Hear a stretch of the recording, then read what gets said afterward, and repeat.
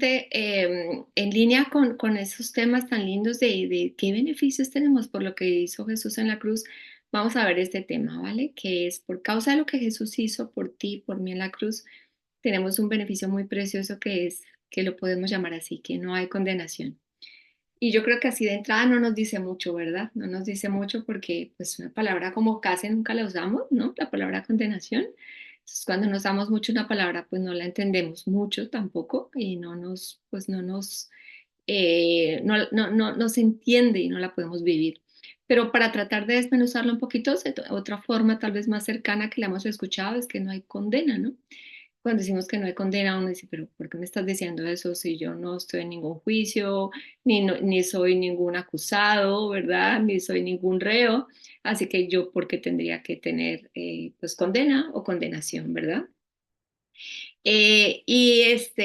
Vamos a ver que justamente esta palabra tiene que ver como con un término legal, ¿no? O sea, tiene que ver como que nos evoca un mundo legal, un mundo de juicio donde hay un juez, donde hay un acusado, donde seguro hay un fiscal, donde hay un abogado, donde hay unos testigos y hay un ambiente muy tenso, ¿no? Porque algo está pasando en ese lugar y se estaba esperando un veredicto. Así que sí, este tema es muy legal. Así que yo no soy abogada, no soy experta en el tema, pero qué lindo como la Biblia nos ayuda a entender temas incluso que no son nuestra área fuerte. Voy a avanzar para que podamos leer entre todos un poco lo que justamente dice la Biblia para introducir este tema, ¿no? En este texto de Apocalipsis 20, que además es un capítulo increíble, ¿verdad? Porque a mí me encanta este capítulo porque pues habla de varias cosas. De hecho, esa parte no la vamos a leer. Antes de lo que vamos a leer acá, antes del verso 11, exactamente en el verso 7, el texto, la porción bíblica se llama la derrota de Satanás, la derrota final de Satanás. Y eso me gusta mucho porque la verdad es que tenemos que entender que justamente por lo que Jesús hizo en la cruz, somos más que vencedores, ¿no? Es decir, Él ganó la victoria y nosotros la disfrutamos y por eso somos más que vencedores y la muerte, el pecado y Satanás fueron derrotados. Pero leamos Apocalipsis 20, del 11 al 15, para entender un poquito qué dice la Biblia sobre este término, ¿no? Sobre este término de juicio, condenación, o sea, qué es lo que hay detrás teológicamente de esto. Y el título del texto bíblico se llama El juicio ante el gran trono blanco. Así que ya de entrada lo tienes, ¿no? Dice que hay un juicio y que hay un gran trono, ¿verdad? Blanco. Así que vamos a ver qué es lo que nos revela las escrituras sobre eso. Aquí lo voy a ir sacando y voy a mover esto para poder leer.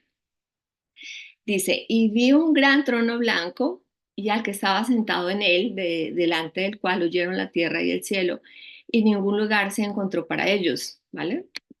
Y luego dice que, y vi a los muertos grandes y pequeños de pie ante Dios, y los libros fueron abiertos, o sea que hay unos libros por ahí, ¿no? Y otro libro fue abierto, el cual es el libro de la vida, que nombre más lindo, ¿no? Para un libro, el libro de la vida. Y dice que luego esos muertos, ¿no? Que ya estaban de pie ante Dios, como acabamos de leer, fueron juzgados. ¿Ven? ¿Ven el término juicio, juzgar? Fueron juzgados los muertos por las cosas que estaban escritas en los libros según sus obras, como las memorias de cada uno de nosotros. Dice que el mar entregó a los muertos que había en él y la muerte y el Hades entregaron los muertos que había en ellos. O sea, de todos lados salieron los benditos muertos que estaban por ahí, ¿verdad? Y luego dice, y fueron juzgados cada uno según sus obras. Así que es como una resurrección para que todos vayamos delante del Señor y seamos juzgados según, ¿no?, las obras que nosotros hicimos, ¿no? Según ese fruto, un poco lo que hablaba el pastor Vidal, según eso que salía de nosotros, nuestros sentimientos, nuestros pensamientos, nuestras palabras, nuestras acciones, lo que hicimos, también lo que no hicimos, porque en un sentido eso son como unas obras ausentes, es decir, debimos haberlas hecho y no las hicimos, ¿no? Y dice que se nos va a juzgar según eso, según todo eso que salió de nosotros. Y la muerte y el Hades, vean qué increíble el Señor, ¿no? Que nada le queda grande, ¿no? La muerte y el Hades fueron lanzados al lago de fuego, así como quitarle un pelo a un gato y esta la muerte segunda. Y luego dice, y el que no se halló escrito en ese libro, que decíamos que qué nombre tan lindo, el libro de la vida, pues fue lanzado al lago de fuego. Así que efectivamente, ¿no? Aquí vemos cómo la Biblia nos habla de que todos vamos a comparecer un día delante del juez, que la buena noticia es que es un juez justo, ¿no? O sea, no es un juez injusto que nos va a imputar cosas que no fueron así, sino todo va a ser muy legítimo, todo va a ser muy transparente, todo va a ser exactamente pulcro, muy impecable, muy tal cual sucedieron las cosas, o sea, no se va a añadir nada, no se va a quitar nada, como exactamente como pasó, es una narración fiel de lo que pasó con mi vida, digamos, de lo que pasó con tu vida, de lo que pasó con nuestra vida. Así que hasta aquí estamos viendo que sí va a haber un juicio, ¿no? Y vamos a ver cómo concatena esto con lo que Jesús hizo en la cruz. Entonces la pregunta del millón es si nosotros estamos en ese juicio, ¿cómo seríamos declarados, no? ¿Seríamos declarados culpables o inocentes? Y la misma Biblia nos lo muestra, ¿no? El Señor es muy claro, Dios es un Dios de amor, pero también es un Dios de verdad. Y él nos habla, ¿no? A través del Espíritu Santo en Romanos 3:23, inspira a Pablo a escribir esto, por cuanto todos pecaron, ¿sí? O sea, ni dos, ni cinco, ni mil, ni un millón, ni 1.000 millones, sino todos, toda la raza humana hemos pecado, o sea, todos hemos fallado versus los estándares santos, hermosos, puros, justos de Dios. O sea, todos hemos fallado en algún momento, en algún sentido, consciente o inconscientemente, intencional o no intencionalmente. Dice la Biblia que todos hemos pecado.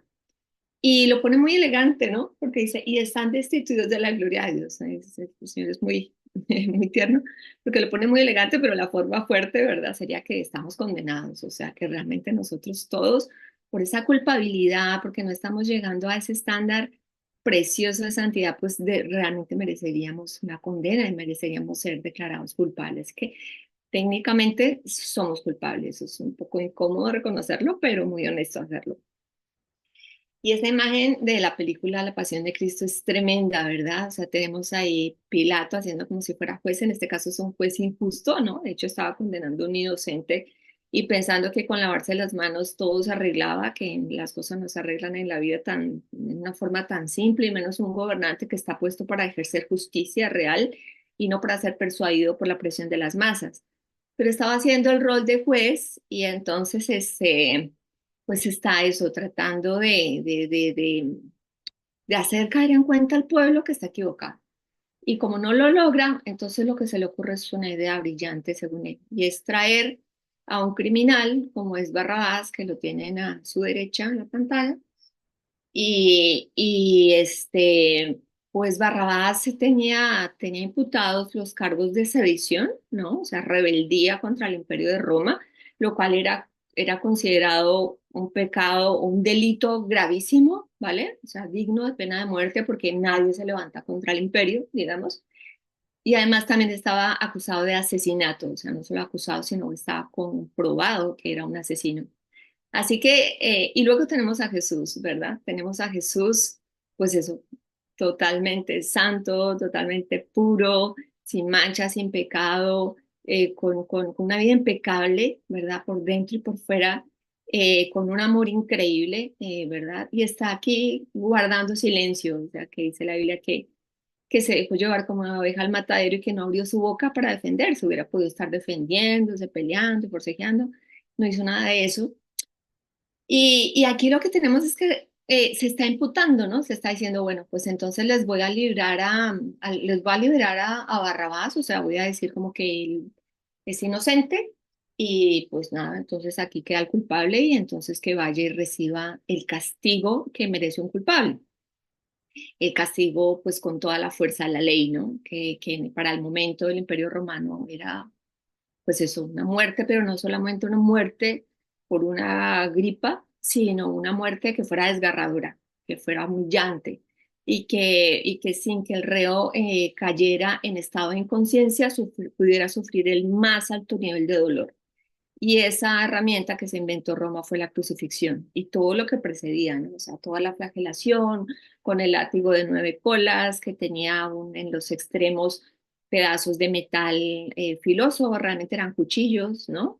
y que cada vez que el verdugo los tiraba sobre el reo, sobre el culpable, los tiraba con toda su fuerza y toda su crueldad y toda su eh, crudeza para desgarrar y para penetrar lo más que se pudiera dentro de la piel, los tendones, los ligamentos y hasta los huesos, para que realmente el pueblo experimentara cómo era levantarse contra el imperio.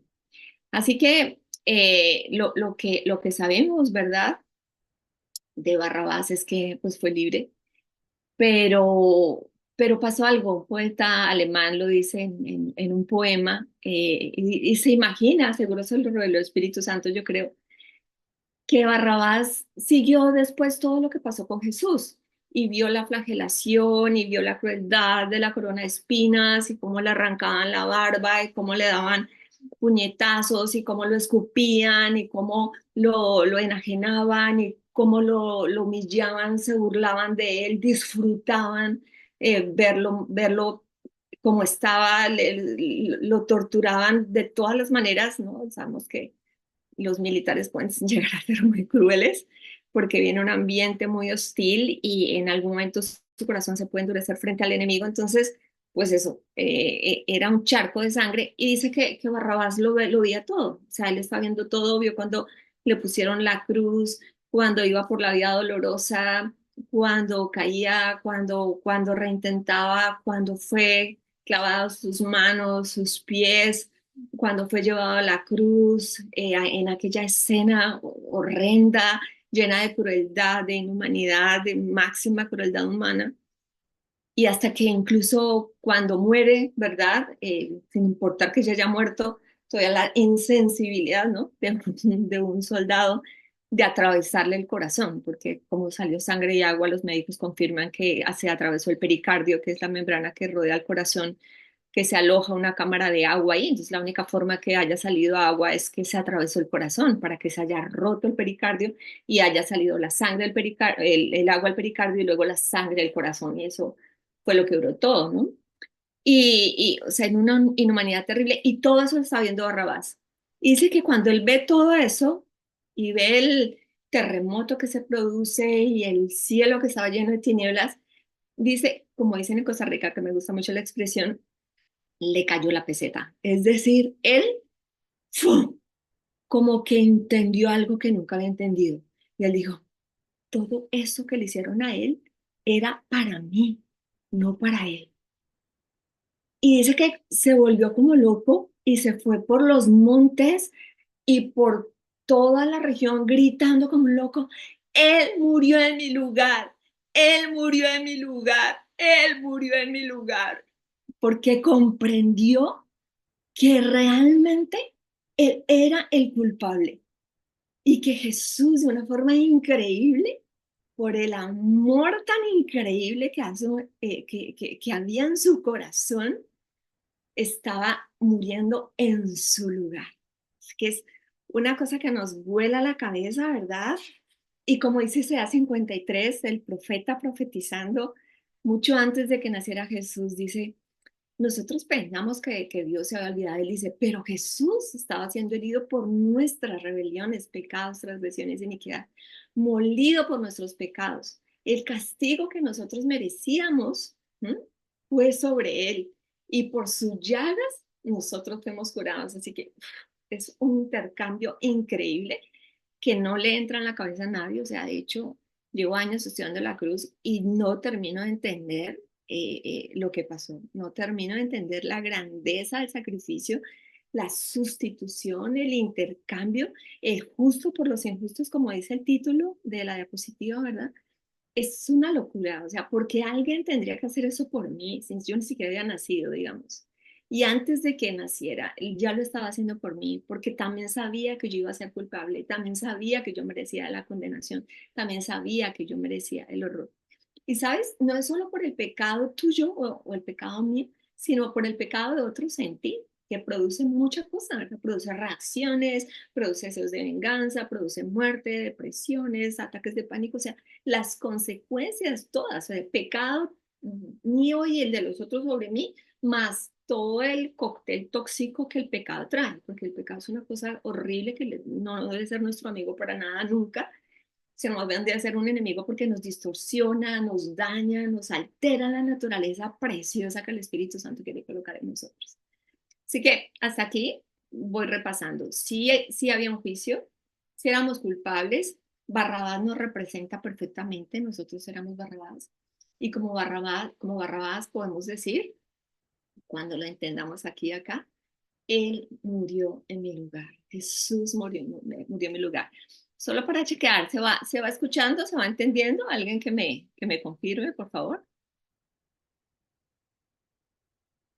Perfecto, maravilloso. Gracias, gracias, Arlet. Solo para confirmar que la tecnología nos esté ayudando y que no los esté durmiendo. Es muy precioso lo que pasó en la cruz, es tremendo porque una de las cosas que pasó es que sabemos que sobre los reos se colocaba un texto, ¿no? Se colocaba un pergamino o una madera o lo que fuera con las razones por las que se estaba crucificando a ese maldito, ¿vale? A ese malhechor, a ese criminal. Eh, y claro, en el caso de Jesús es que no tenían mucho que acusar, entonces con lo que lo acusaron es con que él decía que era el rey de los judíos, que para Roma pues eso representa una sedición, como nadie más puede ser rey, solo César, ¿sabes? Entonces, digamos que pues eso fue la causa de la condena, entonces lo estaban condenando, pero realmente lo que estaba pasando es que Jesús estaba llevando tu lista y mi lista. Colosenses 2:14 dice que Jesús cuando estaba en la cruz realmente estaba anulando esa acta de decretos que había contra ti y contra mí. O sea, esa acta de todas esas cosas que hay en el libro, los libros que leímos ahora en el versículo de Apocalipsis 20, del 11 al 15, que decía que se abrieron unos libros y que estaban ahí escritas todas las cosas que había hecho Luz Dari desde que nació, todo con pelos y señales, pues esa era un acta de decretos que había contra mí. O sea, era así, porque hay muchas cosas que me he equivocado, que la he embarrado, que he pecado. Y dice que Jesús estaba anulando esa acta de decretos porque estaba muriendo en mi lugar. Y esa era un acta que me era contraria. Entonces el fiscal, que es el enemigo, todo el tiempo estaba acusándome con eso. Ella hizo, ella dijo, ella no ha perdonado, ella no ha hecho, ella miente, ella todo el tiempo, como Cirili. Y dice que la quitó del medio y la clavó en la cruz. Ven qué grande. Así que lo que pasó en la cruz fue muy grande, que Jesús estaba cogiendo esa acta, incluso todas esas palabras, ¿sabes? Que recuerda que antes te estaba diciendo los pecados de otros sobre nosotros, esas etiquetas que nos han puesto, tú eres un don nadie, tú eres esto, tú eres aquello, nunca vas a salir de acá, eres esto, eres tal cosa. Bueno, tantas etiquetas que nos coloca el mundo, la sociedad, las redes sociales, el infierno, ¿verdad? Y Jesús dice que Él quitó todas esas etiquetas, o sea que ya no hay condenación sobre nosotros. Qué grande el Señor, ¿verdad?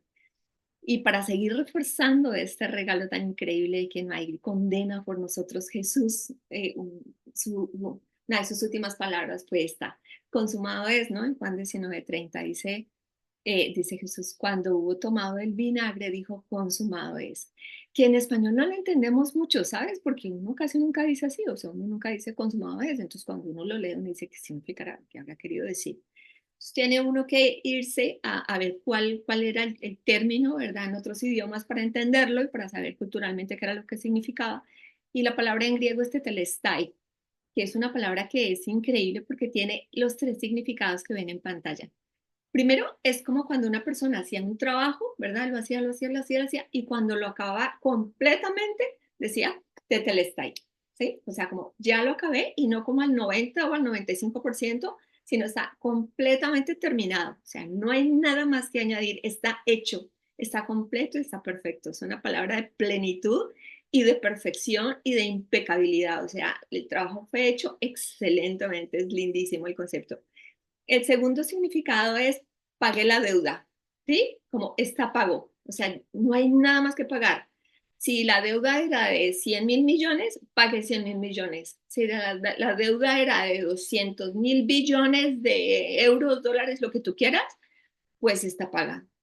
Y la deuda que teníamos nosotros, porque la Biblia dice, la paga del pecado es muerte. O sea, contra cada pecado, sea mentira, sea robo, sea lo que sea, la consecuencia del pecado es la muerte, y no solo la muerte física, la muerte espiritual, la muerte financiera, la muerte relacional, la muerte anímica, la muerte mental, la muerte fisiológica, ¿sabes? Como todo ese desmadre que trae el pecado, por eso decía que como definitivamente no lo tenemos que tener como amigo. Y el Señor dice que esa deuda tan grande que tú y yo debíamos está pagada, o sea, está pago, literalmente, es como que has pagado todos los años tu hipoteca, vas y dices, algún día voy a pagar esta casa, que este sistema social es una locura porque no termino de entender por qué tenemos que trabajar 25 años para pagar un techo, o sea, es una locura el sistema social. Pero bueno, ese era un paréntesis y un poco de catarsis. Pero entonces como que vas y cuando vas a dar la última cuota, ¿verdad?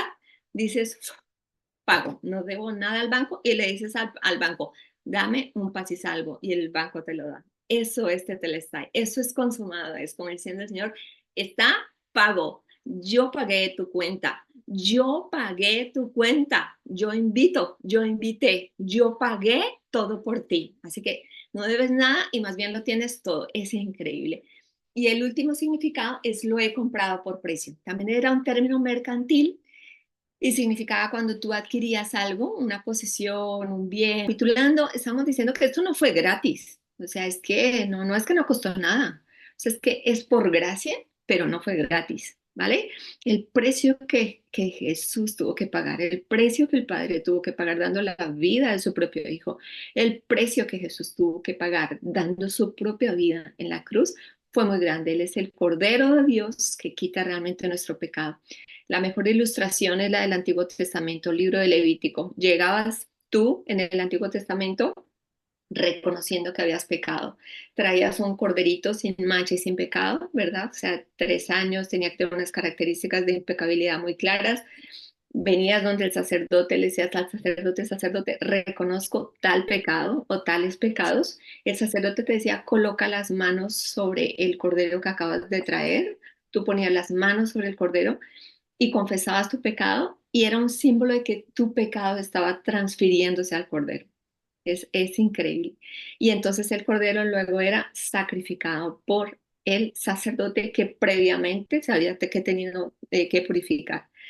Y eso fue Jesús. Jesús fue el Cordero de Dios que murió por ti y por mí, y por eso podemos volver a casa. Ese es el precio que pagó. La parábola del Hijo Pródigo no es que no pasó nada, es que el Cordero murió por nosotros. Y por eso dice, y levantándose vino a su padre, y cuando uno estaba lejos lo vio su padre, y fue muy a misericordia, y corrió y se echó sobre su cuello y le besó, que es justo lo que siempre estaba en el corazón del Padre, reconciliarnos con Él, pero en su santidad no podía reconciliarnos sin hacer nada.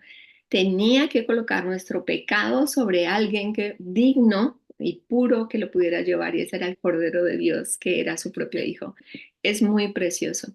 Así que lo que ha pasado por el sacrificio de la cruz es que esas vestiduras viles de pecado, el nuestro y el de los demás sobre nosotros, que te violaron, que te traicionaron, que te engañaron, que te trataron injustamente, todas esas vestiduras viles, pues no las podemos quitar de encima porque el Señor nos ha lavado por dentro y por fuera. Y dice, el Padre dijo a sus siervos, sacad el mejor vestido y vestidle, poned un anillo en su mano y calzado en sus pies. La grandeza del amor de Dios por nosotros y su ternura por nosotros. Así que cerramos con lo que empezamos. No hay ninguna condenación para nosotros.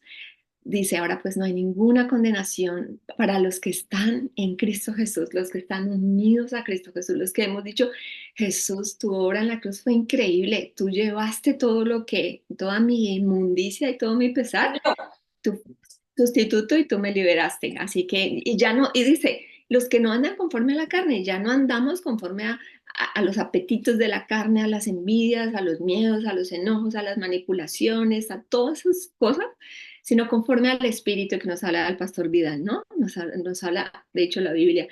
Somos guiados por el Espíritu de Dios, perdonamos, amamos, hacemos lo que el Señor quiere, vamos a donde el Señor quiere y comenzamos a vivir una vida abundante, contracorriente, porque el mundo no es que nos ayude mucho, pero el Señor está con nosotros. Así que felicidades porque eso, porque lo has comprendido, porque lo has entendido, y porque eres muy amado y porque eres muy amada. Así que vamos al último slide y vamos a cerrar con una oración, ¿vale? Vamos a cerrar nuestros ojos y vamos a respirar porque esto es muy grande lo que ha pasado aquí, a decirle, Señor, te amamos, tu corazón es muy precioso, Señor. y tu corazón, Señor, excede mi capacidad de comprender. Pero gracias porque hoy me has hecho entender, Señor, que yo sí era culpable, Señor, pero tú, Señor, llevaste mi culpa, llevaste mi pecado, llevaste mi tristeza, llevaste mi oprobio, mi transgresión, mi iniquidad, mi muerte, mi todo, mi desmadre, mi miseria humana, Señor, tú la llevaste en la cruz, Señor, y pues hiciste un tetelestai, hiciste un consumado es, ya está pago, hiciste la obra completamente y he sido comprada por precio. Y soy doblemente tuyo, Señor, porque tú me hiciste y tú me compraste. Así que dedico mi vida a ti. Te abro la puerta de mi corazón, Jesús, si soy una persona que escucho esto por primera vez y quiero rendirte mi vida, así que te recibo, Jesús, te doy gracias por llevar todo lo que yo no sabía qué hacer con esta carga y tú me estás diciendo que te la dé a ti. Así que gracias, perdona mi pecado, Señor, que ha sido mucho. Límpiame con la preciosa sangre que derramaste en la cruz. Lávame por dentro y por fuera y gracias porque ahora soy tu hijo, tu hija amada y soy una nueva criatura. El hijo pródigo volvió a casa. Gracias por tu abrazo, gracias por la bienvenida, las vestiduras nuevas, el calzado nuevo, el anillo, pero sobre todo por amarme. Gracias porque tú eres el Cordero de Dios que moriste por mí. Te amamos, Señor. Te damos nuestro reconocimiento, nuestra adoración y nuestro corazón y nos rendimos a ti, porque tú eres muy tierno, muy grande y muy especial. En el nombre de Jesús. Amén. Amén y amén. Pues muchas gracias. Por aquí Amén. cierro y bueno, como estamos cortos de tiempo, Gloria a Dios, maravilloso.